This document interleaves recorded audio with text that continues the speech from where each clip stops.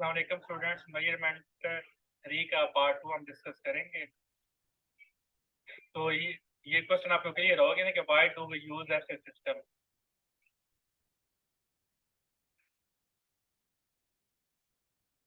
तो जो FPS system है ये हमारा कहाँ पे यूज होता है? ऐसा सिस्टम हो गया,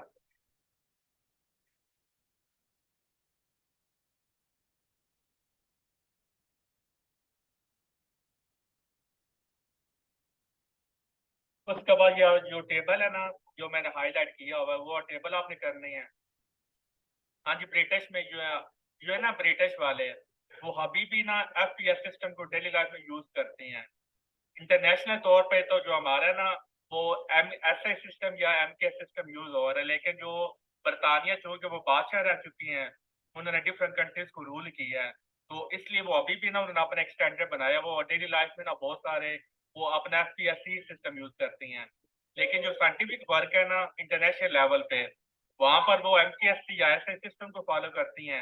लेकिन जो लोकल लेवल पे वहाँ पर अभी भी उनका एफ पी एस सिस्टम ही यूज होता है। तो यानी कि वो अभी भी अपने आप को बादशाह ही समझते हैं, वो अपनी शान के खिलाफ समझते हैं कि हमें ना वो इंटरनेशनल सिस्टम को यूज करें। तो जिन जिन टेबल को मैंने हाईलाइट किया हुआ है, ये आपने जुबानी आपने इनको याद करना है, क्योंकि यहाँ से एमसीक्यू बनती हैं। सिर्फ यही है, जो बरतानिया ना जो बड़ी कंट्री है वो इसको यूज नहीं, इंटरनेशनल लेवल मतलब साइंटिफिक वर्क में जो इंटरनेशनल लेवल पे होता है वहां पर बरतानिया के साइंटिस्ट भी इसको यूज करते हैं। लेकिन जो लोकल लेवल है ना बरतानिया में, वहां पर बस वो एफपीएस को यूज करते हैं। क्लियर है सामा के लोकल लेवल पे वो एफपीएस सिस्टम यूज करते हैं, लेकिन जो इंटरनेशनल लेवल पे होता है, मतलब जैसे आप जानते हैं कि सारे जो साइंटिस्ट हैं ये ग्रुप इनका बना हुआ है, तो कोई ये अमेरिका से गया, कोई बरतानिया से, कोई जापान से, कोई चाइना से, वो सारे मिलकर वो रिसर्च करते हैं।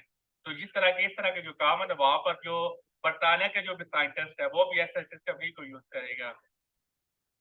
यार किस सिस्टम में आया है? यार तो ना आई थिंक तो ये पाकिस्तान में ये यूज करती हैं, इसको कहती हैं, तो ये बरसगीर वगैरह में इसको यूज करते थे।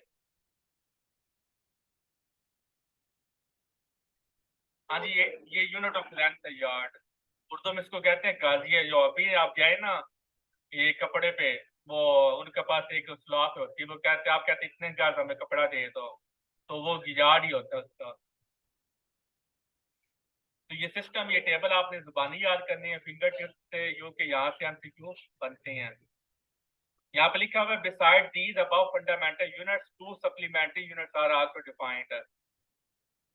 तो सप्लीमेंट्री यूनिट्स को हम यूज क्यों करते हैं? Why do we use supplementary units?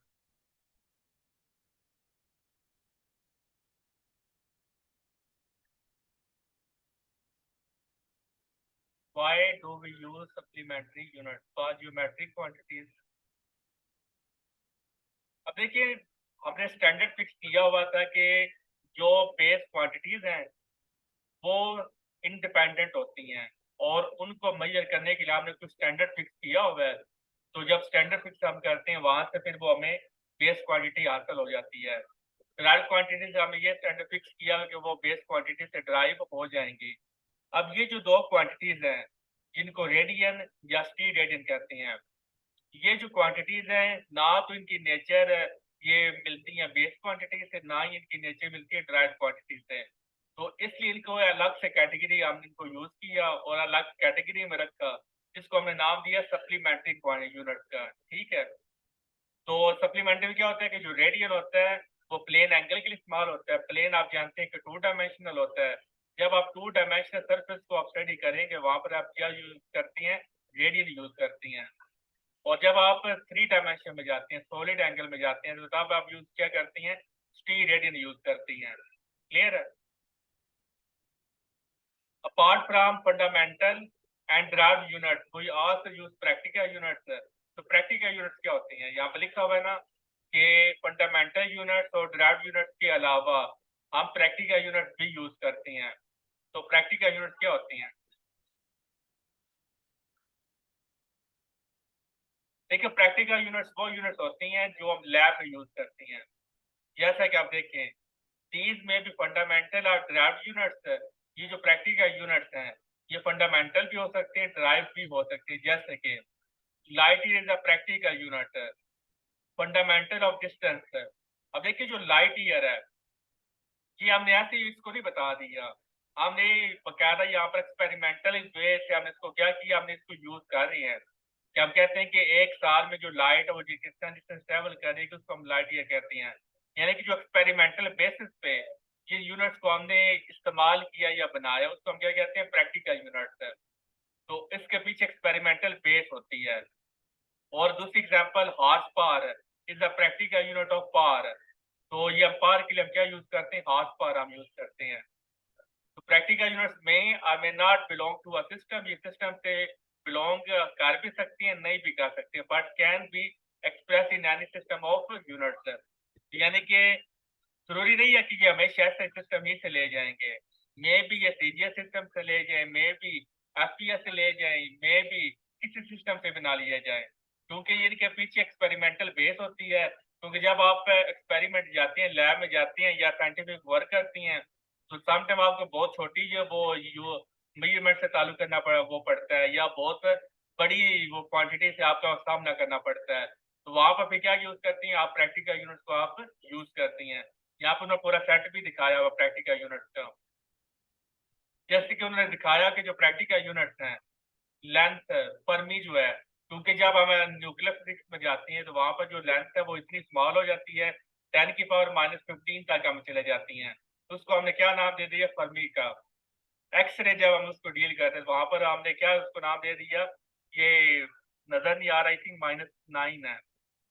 1 angstrom, 1 micron astronomical unit, light year, parsec, math math के ये यूनिट हम यूज करते हैं। चंद्रशेखर लिमिट, अब ये किसी सिस्टम में यूज नहीं हो रहा, ना तो एसआई में यूज हो रहा है, ना ये एफपीएस में यूज हो रहा है, ना ही वो सीजीएस में हो रहा है। लेकिन ये अलग से हमने इसको यूज किया, क्यों? क्योंकि हमने क्या किया कि हमने वो एक्सपेरिमेंटल बेसिस पे हमने इसको नाम दे दिया चंद्रशेखर यूनिट। ये इंडिया का जो साइंटिस्ट था चंद्रशेखर, उसने ये यूनिट को क्या कि इंट्रोड्यूस करवाया था। क्योंकि मैंने आपको बताया कि एक्सपेरिमेंटल वर्क में आपको सम टाइम बहुत बड़ी क्वांटिटीज और सम टाइम बहुत छोटी क्वांटिटीज का सामना करना पड़ता है। तो इसलिए फिर आप क्या यूज करती हैं, आप नए यूनिट्स को आप यूज करते हैं ताकि आपका जो वो साइंटिफिक वर्क है वो आसान हो जाए। सर फंडामेंटल यूनिट्स में दो यूनिट्स ऐसी हैं जो अमाउंट ऑफ सब्सटेंस के लिए यूज होती हैं, किलोग्राम और मोल। एक नहीं रखे हुए रीजन। देखिए जो मैथ है ना, जो किलोग्राम है और जो मोल, इन दोनों में डिफरेंट होता है। जो मोल होता है ना, ये मैथ इन ग्राम होता है। कोई भी गैस है ना, जैसे कार्बन है, कार्बन का वैसे इसका जो मैथ कितना होता है एएमयू में, 12 एएमयू इसका मैथ होता है ना। तो अगर आप कार्बन के 12 ग्राम ले लो तो वो 1 मोल बन जाएगा। इसी तरह ऑक्सीजन का जो एएमयू में है, ये एटॉमिक लेवल पे यूज करते हैं। तो ये जो ना केमिस्ट्री वाले वो इस मोल को यूज करती हैं, क्योंकि उन्होंने वो सारा वो मतलब उन्होंने वो एक्सपेरिमेंट करवाने होती हैं, क्योंकि केमिस्ट्री में आप तो जानती हैं जो केमिकल रिएक्शन वो बहुत ज़्यादा वो इम्पोर्टेंट है। तो वहाँ पर फिर हम मोल्स को जो क्वांटिटी है ना वो मोल्स में लेती हैं। Mole is related to number, amount of matter, और kilogram is related to mass. तो फिर आप देखिए इस तरह जो ऑक्सीजन है उसका एएमयू में होता है 16 एएमयू। अगर आप 16 को ग्राम में एक्सप्रेस करते हैं वो आपका 1 मोल बन जाता है। अगर कोई जैसे यूरेनियम है उसका 236 है एएमयू, उसको आप ग्राम में यूज कर दे, 236 ग्राम ले लो, वो क्या बन जाता है, 1 मोल बन जाता है। तो 1 mole is a different quantity और मैथ एक डिफरेंट क्वांटिटी है। यानी कि मोल का कोई फिक्स नहीं है, इतना ही मोल होगा। जो भी क्वांटिटी आपको दी हुई उसको आप ग्राम एक्सप्रेस कर दें वो आपका मोल बन जाता है। और अकॉर्डिंग टू एवोगैड्रोस नंबर, वो कहता है कि एक मोल में 6.02 इंटू 10⁻23 एटम्स होती हैं। अगर आपने एक मोल मॉलिक्यूल का लिया हुआ है तो आप इतने ही अमाउंट में आपके क्या हो जाएंगे, मॉलिक्यूल हो जाएंगे। अगर आपने आयनिक इतनी ग्राम में, वो आयन का मैथ आपने ग्राम में लिया हुआ है जिसको आप आयनिक मैथ कहती हैं, उतनी ही अमाउंट में, यानी कि 6.02 इंटू 10⁻23 आयन उसमें अंदर वो पाए जाएंगे। यानी कि ये केमिस्ट्री में लैब में इसकी मतलब वो केमिकल रिएक्शन करवाने के लिए मोल को इंट्रोड्यूस करवाया गया है। तो मैथ तो होता है ना कि अमाउंट ऑफ मैटर है, लेकिन जो मोल है वो एक डिफरेंट थिंग्स है। नंबर आप इसको नहीं कह सकते, ये जो अभी लिखा है ना तो सामान है कि मोल इज अ नंबर, क्योंकि यहाँ पर मैथ से हम इसको वो मतलब लिंक कर रहे हैं। हम ये कह रहे हैं कि इतना जो मैथ है उसको हम वन मोल कहेंगे। जो भी आपका गिवन मैथ होगा ना, जो भी गिवन एलिमेंट होगा, आइन होगा, कंपाउंड होगा या मॉलिक्यूलर कुछ भी हो जाए, उसके मैथ को आप ग्राम में ले लें तो वो आपके पास वन मोल हो जाएगा। तो जब आप वन मोल लेती हैं तो तब आपसे पूछा जाए इसके अंदर कितने नंबर ऑफ एटम्स हैं, आप बोलेंगे 6.02। अगर आपसे 2 मोल ले लिया जाए तो आपसे पूछा जाए इसमें कितने नंबर ऑफ एटम्स हैं, तो आप उतने उसको 2 से मल्टीप्लाई कर देंगे। हाँ जी, नंबर ऑफ पार्टिकल्स रिलेटेड है, ये सही कह रहे हैं सामा कि mole is related to the number of particles. लेकिन हमने नंबर ऑफ पार्टिकल्स अमाउंट कह सकते हैं ना मोल को? हाँ जी कह सकते हैं, क्योंकि मैथ से भी लिंक्ड होता है। लेकिन ये कोई फिक्स तो नहीं होता कि इतना ही आपने मोल लेना है। ये होता है, एक होता है ना कि आपकी 2 ग्राम को 1 मोल करेंगे, ऐसा कोई फिक्स स्टैंडर्ड नहीं है। जो भी आपको वो आयन दे दिया जाए, वो एटम दे दिया जाए, उसके मैथ को, जैसे कि आप देखिए 12 ग्राम वाला भी 1 मोल है, 236 वाला भी 1 मोल है, और दोनों में मजे की बात है सेम नंबर ऑफ एटम्स हैं। जिसके पास 12 ग्राम है उसके पास भी 6.02 है, और जिसके पास 236 ग्राम है उसके पास भी 6.02 ही एटम्स हैं। तो सेम नाम अब देखिए ग्राम में 12 ग्राम का और 236 ग्राम का, लेकिन दोनों में नंबर ऑफ एटम सेम है।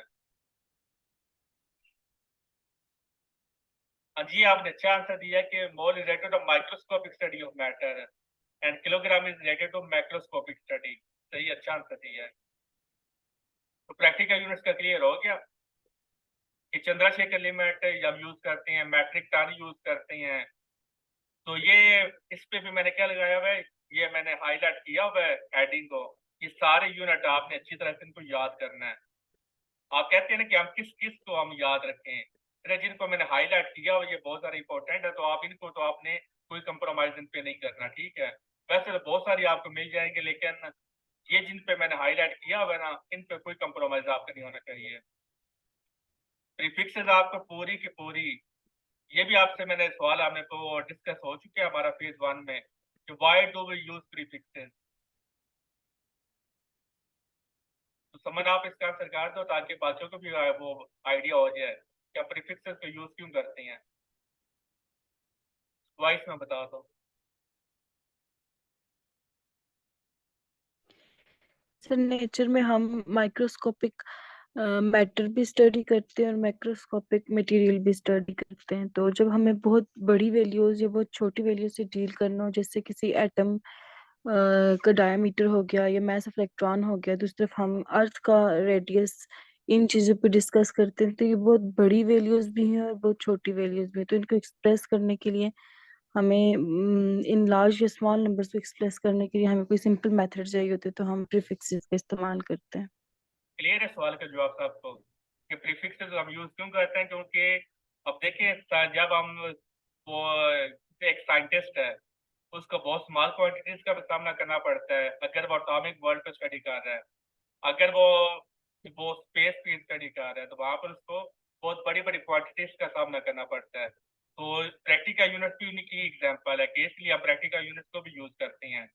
तो इसलिए प्रीफिक्सेस को भी हम क्या करते हैं, यूज करते हैं। आप देखिए जो चंद्रशेखर लिमिट हो गया, लाइट ईयर्स हो गया, वो प्रीफिक्सेस से भी आगे निकल जाती हैं, वहां पर प्रीफिक्सेस भी फेल हो जाती हैं। तो फिर हमें वहां पर फिर एक नए हम क्या यूज करना पड़ती हैं, प्रैक्टिकल यूनिट्स को हमें फिर यूज करना पड़ता है, क्योंकि यहाँ पर प्रीफिक्सेस भी हमें वो क्या करती हैं, वो नाकाम हो जाती हैं। तो इसलिए फिर हम देखिए चंद्रशेखर लिमिट हो गया, टन हो गया, क्विंटल हो गया, तो यहाँ पर फिर हम प्रैक्टिकल यूनिट्स को ज्यादा यूज करेंगे। तो लेंथ का स्टैंडर्ड क्या है? Length is defined in terms of wavelength of light and is called atomic standard of length. तो 1 मीटर क्या होता है कि the metre is the distance containing this amount of wavelength in vacuum of radiation corresponding to orange red light emitted by an atom of krypton 86। शुरू में क्या किया गया था, जो क्रिप्टॉन का आइसोटोप है वो लाइट एमिट करता था ऑरेंज रेड। तो यानी कि मिक्स अप, तो ऑरेंज रेड को जो मिक्स करे ना, तो वो जो कलर बनता है उस कलर की जो लाइट है वो एमिट करता था, उसकी जो वेवलेंथ होती थी, कितनी वेवलेंथ होती थी 1650763.73। और वैक्यूम में वो इस जो लाइट एमिट करता था वैक्यूम में कौन, क्रिप्टोन 86। तो इतनी ये जो रीजन है तो इतना उसको उन्होंने क्या नाम दिया था, 1 मीटर का नाम दिया था। अब चेंज हो गया है, अब वो क्या यूज करती हैं, nowadays metre is defined as the length of the path travelled by the light in vacuum in 1/2997792.45 part of a second. ये भी आपने फेज 1 में अच्छी तरह इसको डिस्कस किया था कि इसका क्या मतलब है, कि जैसे मैंने आपको बोला था हाफ 1/4 1/6, तो 1 सेकंड का आपने इतना पार्ट लेना है, उस पार्ट में जितना लाइट वैक्यूम में ट्रैवल करते हैं उसको हम क्या बोलते हैं, 1 मीटर बोलती हैं। तो मैंने आपको फेज 1 के सारे लेक्चर शेयर करती हैं, तो मजीद आप वो बेहतर यही है कि आप वो लेक्चर्स को दोबारा स्टडी, वो जो न्यू स्टूडेंट्स हैं उनको वॉच कर लें, क्योंकि वहाँ पर हमारी डिटेल डिस्कशन हुई है, तो इसलिए दोबारा एक्सप्लेन करने के बजाय बेहतर यही है कि आप उन लेक्चर्स को देख लें, जो आपके डाउट हों वो फिर आप यहाँ पर पूछ लें, ठीक है, क्योंकि वो ज़ाहिर है कि लंबी चौड़ी डिस्कशन होती हैं, तो इसलिए फिर टाइम क्या होता है, 1 second is defined as the time of math को देख लें।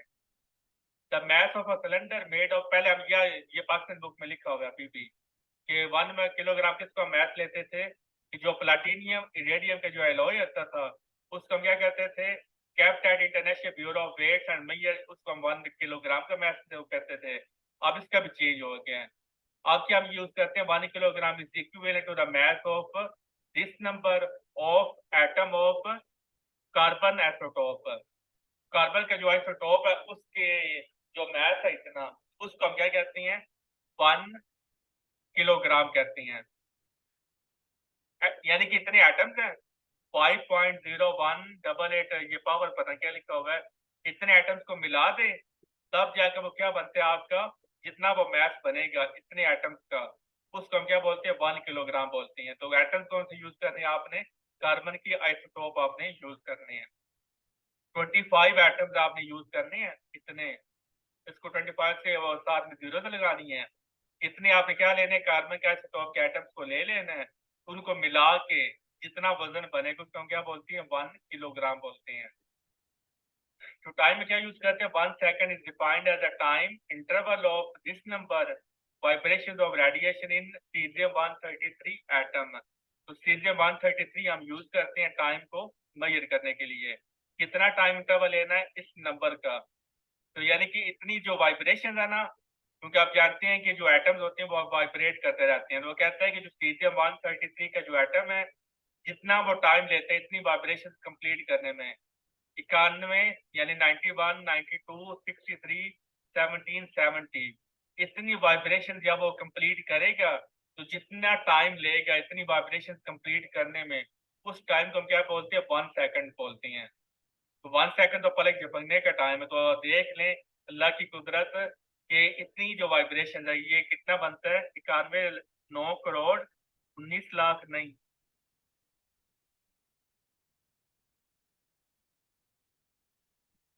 9,19,26,31,770 वाइब्रेशन।